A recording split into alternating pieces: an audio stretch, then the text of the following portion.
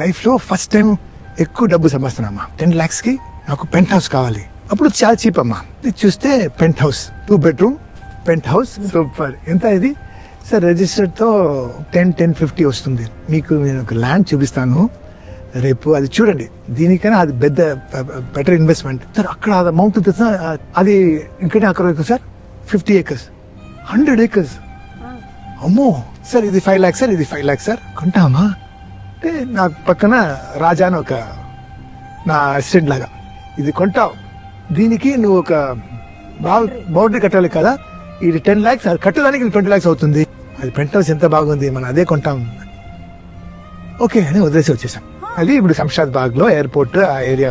Actual గా investment decisions ఎవరిని అడగాలండి? Investment expert అడగాలి. అతను ఒక 10 ప్లాట్లు ఆల్రెడీ తీసుకుని అతను సక్సెస్ అయితే అతని దగ్గర వెళ్ళి సలహా తీసుకుంటే తప్పులేదు. అతని ఇంతవరకు ఒక ప్లాట్ ఇన్వెస్ట్మెంట్ చేయలేదు, అతనికి ఇన్వెస్ట్మెంట్ నాలెడ్జ్ లేదు.